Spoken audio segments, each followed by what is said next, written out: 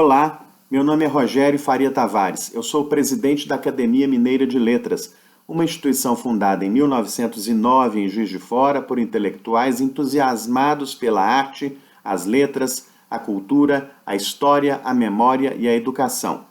Em 11 décadas de existência, a AML, a Casa de Alfonso de Guimarães e de Henriqueta Lisboa, permaneceu fiel à sua missão, qual seja a de promover a literatura e a língua portuguesa. E é por isso que eu estou aqui hoje, para celebrar esses valores e esses princípios que guiam a atuação da entidade que ora tenho a alegria de presidir.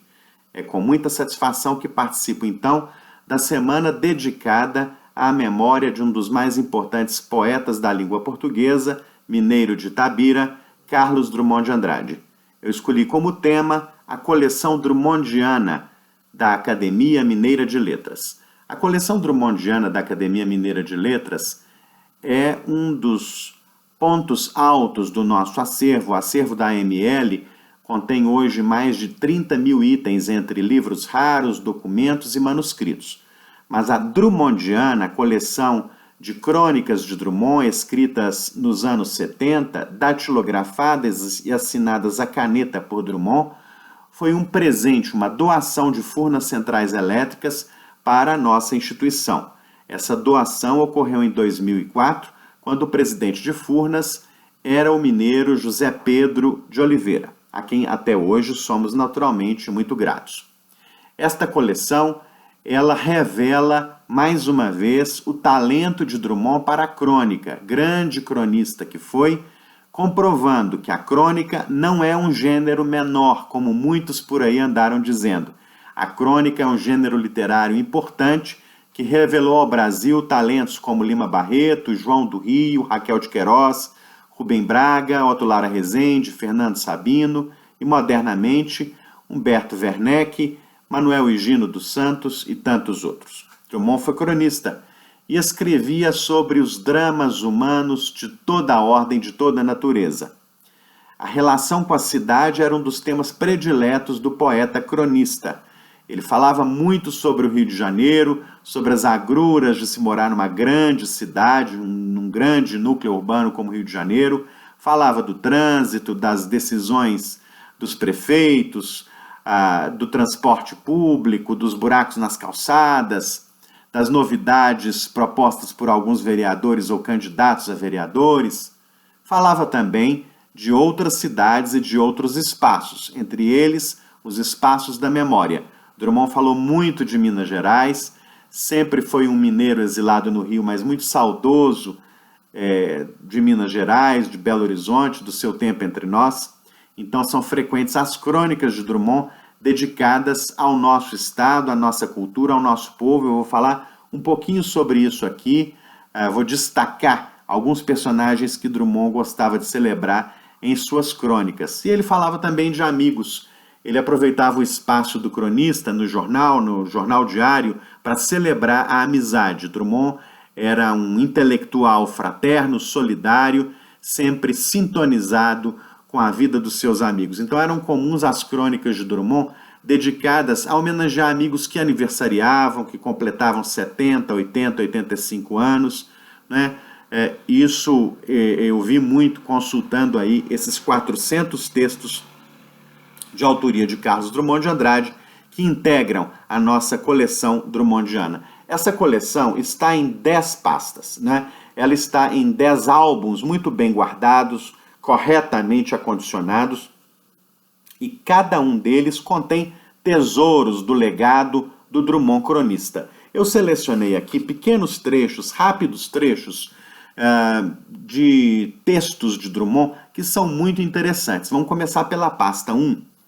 A pasta número 1 reúne as crônicas aí numeradas do 1 ou da primeira a número 41. Ele faz, por exemplo, uma elegia do feijão preto, que no Rio de Janeiro sempre foi um alimento muito mais popular que em Minas Gerais. E ele escreveu: à hora do almoço, me bateu vontade de compor uma elegia ao feijão preto, esse amado desaparecido. Se ele não voltar, fique sua memória poética. Voltará? Na dúvida ou na esperança, recolho a lira.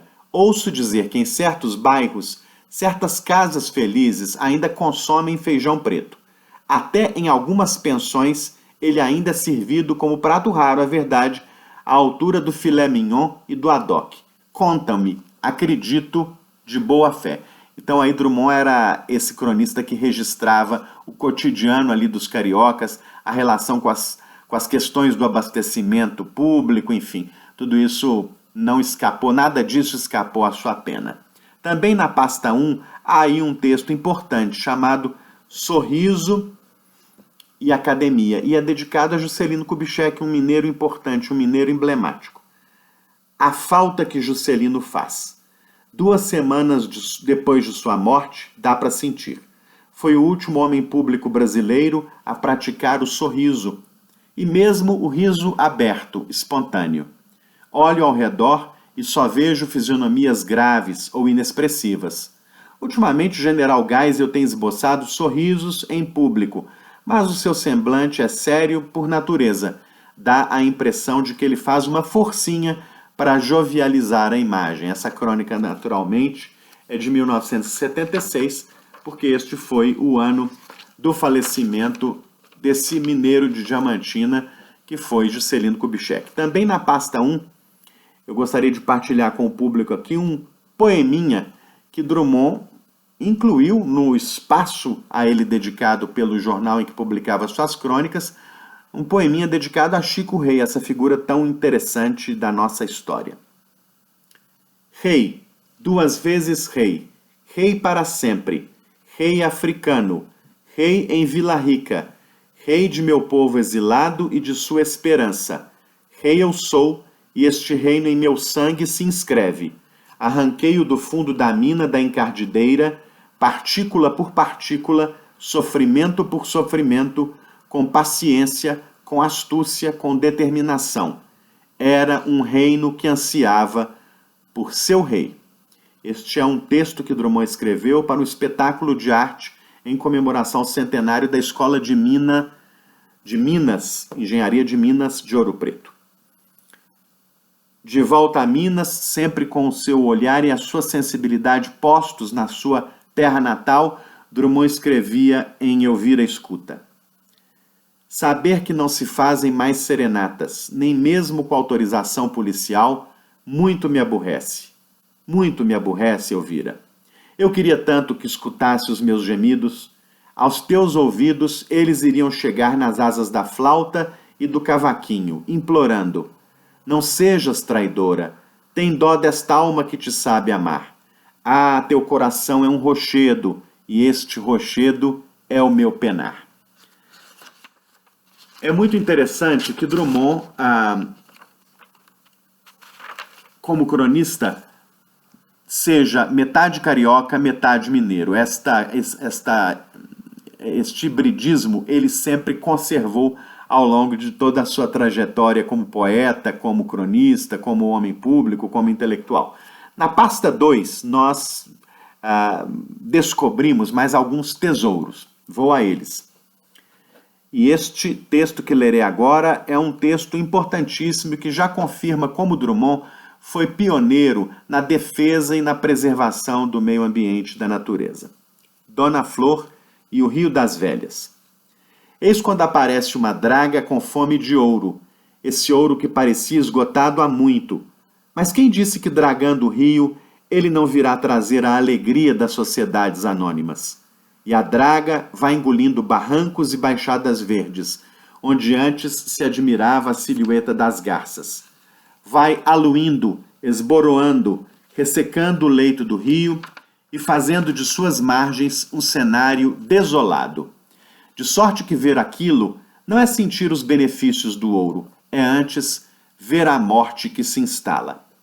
Em outro ponto, Drummond registra: a paisagem arrasada aí pouco a pouco se foi restaurando espontaneamente, embora sem o viço de antes, com um matinho ralo medrando entre montes de cascalho deixados pela draga.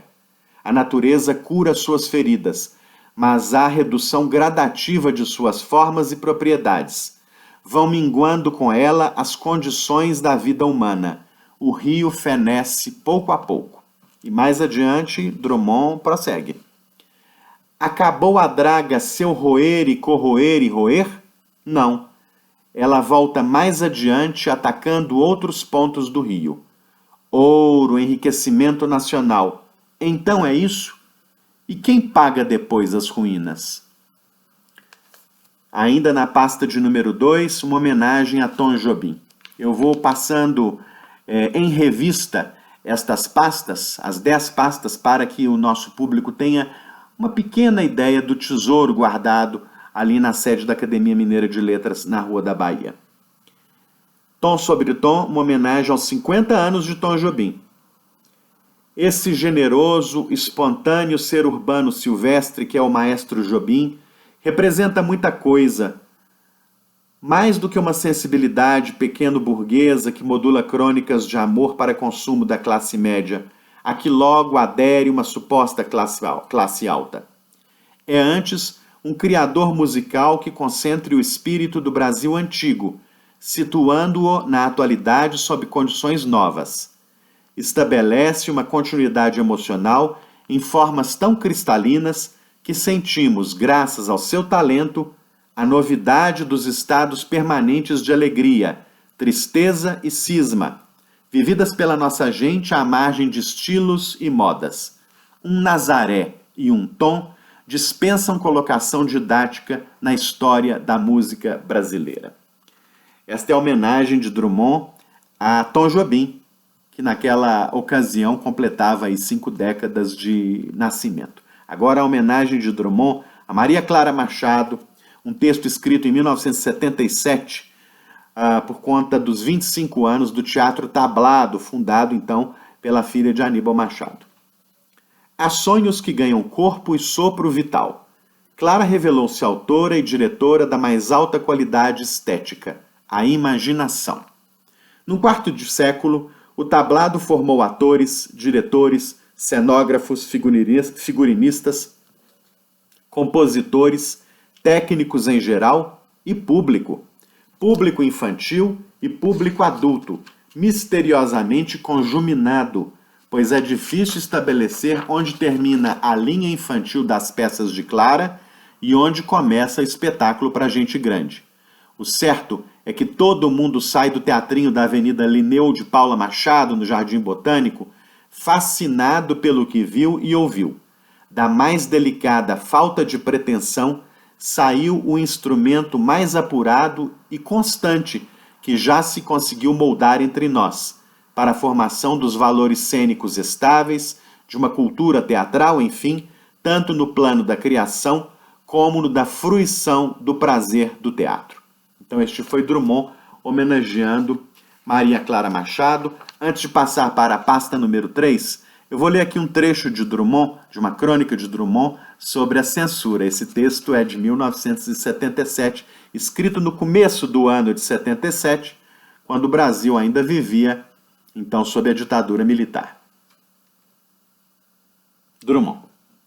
Gostaria de, no ano passado, ter agradecido a todos os poetas, ficcionistas e ensaístas que me ofereceram seus livros, tanto pelo oferecimento em si, como pela afirmação de existência e resistência moral que é para o escritor escrever, publicar e tornar a escrever e a publicar suas obras em ambiente marcado de incompreensões, restrições declaradas ou implícitas, dúvidas e ameaças que aqui e ali se concretizam em arbitrariedades.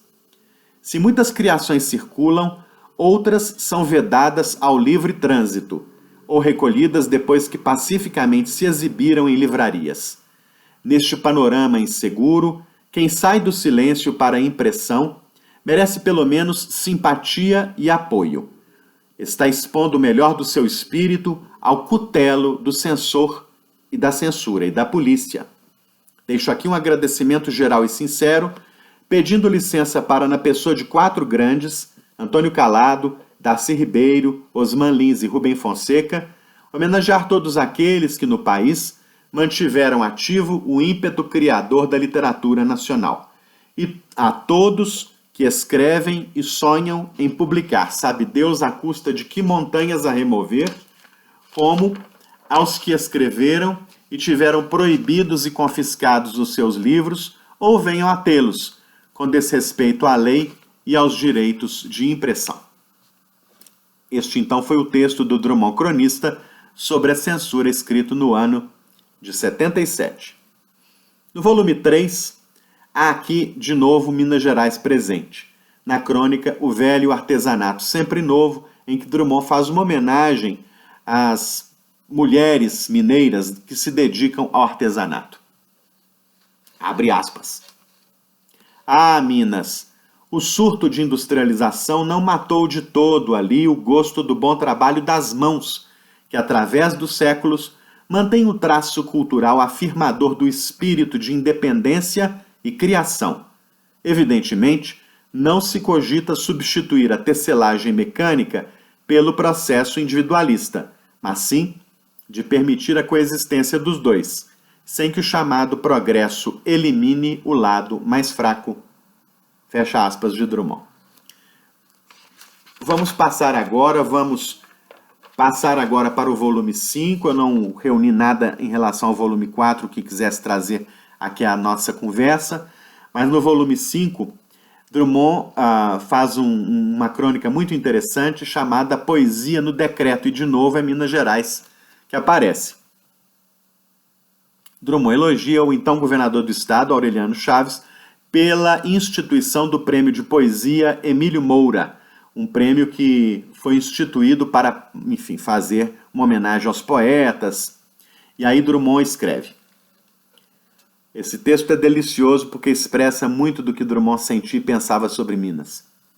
De Minas Gerais saem para o Brasil inteiro pacotes de espantos, se é que o Brasil não transforma em espanto o que sei de Minas Gerais. O noticiário e o anedotário nacionais estão cheios de curiosidades, teratologias, assombros, fenômenos exorbitantes, fissuras na ordem convencional das coisas, tudo originário, segura ou supostamente, de Minas. Se o cotidiano é morno e a conversa empalidece por falta de objeto a comentar, descobre-se uma quebra da lei natural, ocorrida em Minas, de preferência em Belo Horizonte, capital do surrealismo brasileiro. E todo mundo goza essa contribuição de Minas para o absurdo inserido na pauta da vida. Contribuição tanto mais notável quanto anula o rótulo de equilíbrio e rotina que se costuma colar no temperamento do homem das alterosas. E aí ele fala do inusitado que foi ler o decreto do governador Aureliano Chaves tratando de poesia. E elogia. Pela primeira vez que eu saiba ou lembre, se proclama oficialmente entre nós a função social da poesia, a que o Estado deve ser sensível, não para tutelá-la, mas para permitir que se exerça e desenvolva com liberdade e decência. O ato do poeta assume a importância do ato do pecuarista, do engenheiro, do homem de negócios, do produtor no quadro geral do desenvolvimento. E aí também Drummond exalta o amigo Emílio Moura, que deu o nome ao prêmio, chamando-o de puro e doce poeta, que continua meu irmão pela saudade, tão pobre com tamanha riqueza em seu fundo poético. De novo Juscelino, neste volume 5, nesta pasta número 5 dos Tesouros Drummondianos da Academia Mineira de Letras, e eu vou ler aqui a nova homenagem de Drummond a Juscelino.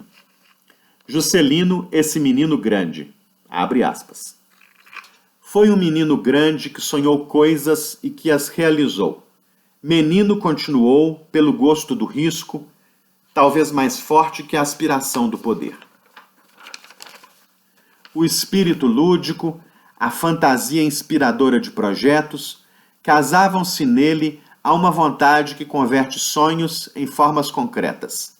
Brasília era uma abstração constitucional, uma ideia nuvem, que ninguém se atrevia a passar para o terreno das cogitações efetivas.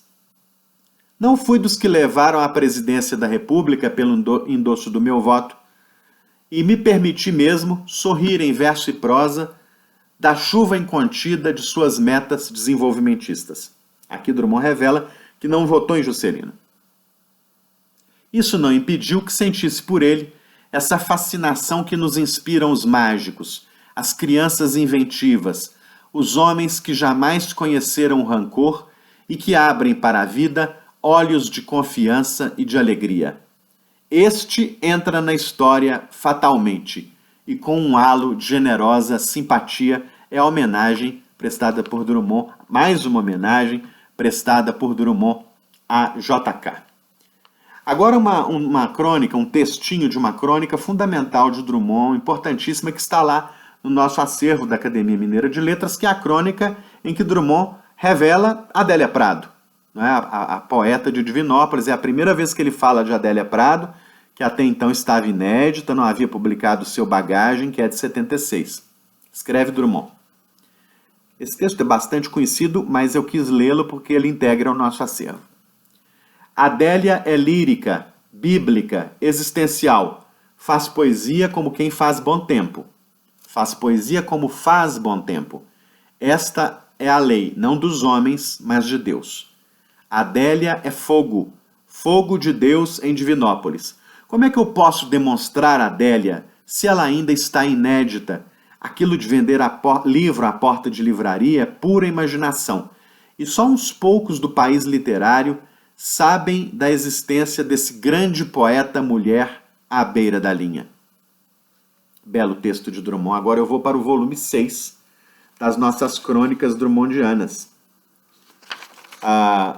Aqui há uma crônica importante em que Drummond fala um pouco dos acontecimentos em torno da Revolução de 30, naquele dia de outubro é o nome da crônica, quando ele ainda trabalhava com o secretário, sob o comando do secretário de Interior e Justiça do governo do Estado, que era Cristiano Machado. Ele narra ali, enfim, as movimentações para a derrubada do governo central e aí a tomada de poder que acabou indo parar nas mãos de Getúlio Vargas.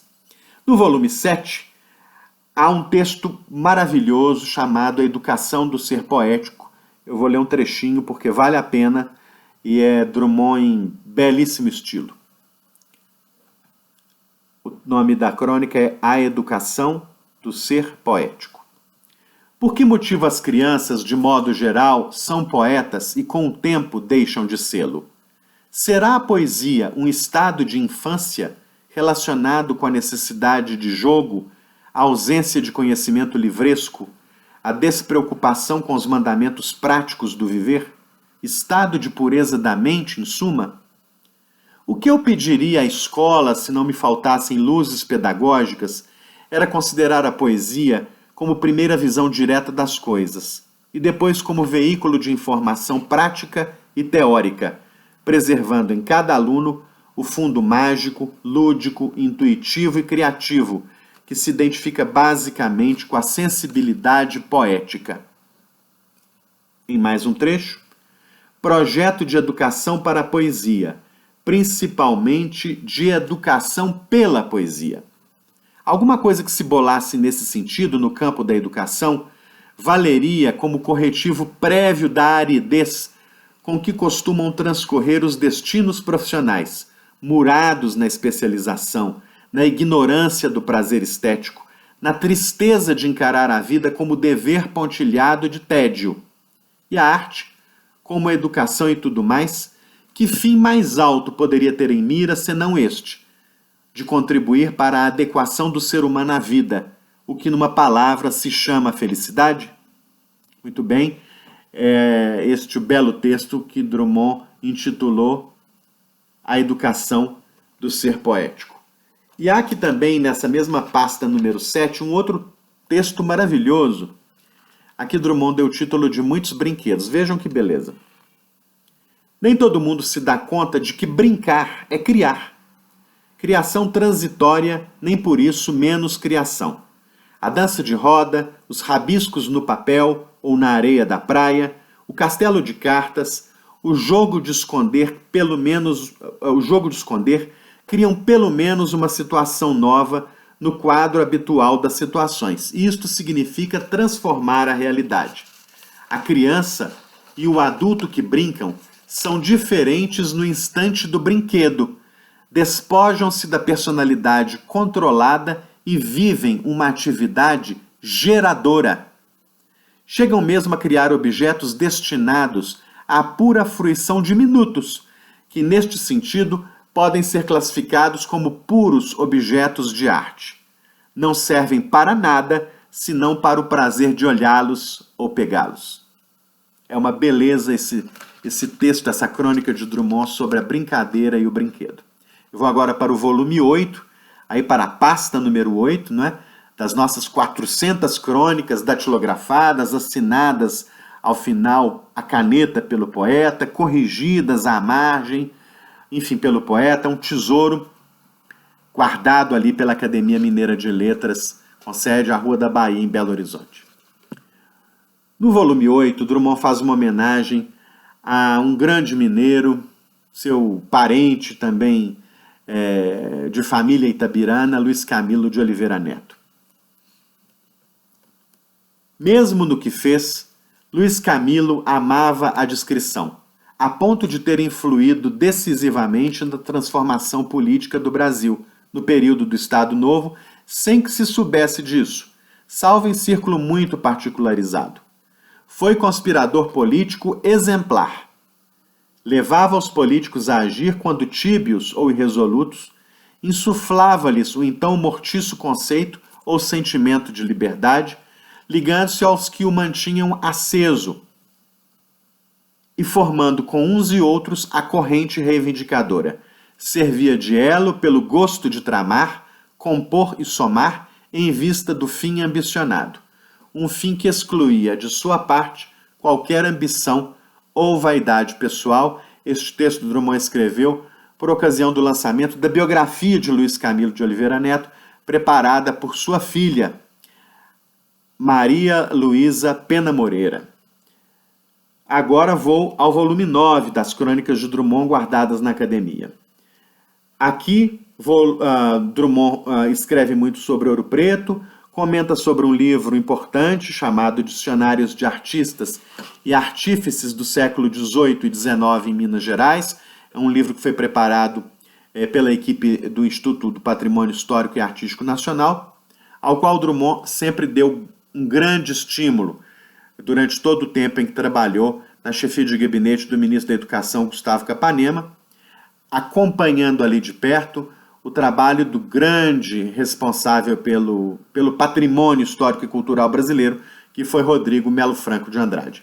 E, finalmente, no volume 10, eu gostaria aqui, para terminar o meu tempinho de 30 minutos, no volume 10, eu gostaria de compartilhar com o público um texto, uma crônica muito bonita de Drummond, chamada Escritores e Prêmios. Abre aspas. Escreve-se por necessidade íntima, para libertar duendes, por necessidade material, por vaidade, por gosto de escrever? Pela ânsia de comunicação, hoje considerada mais importante do que o teor do comunicado?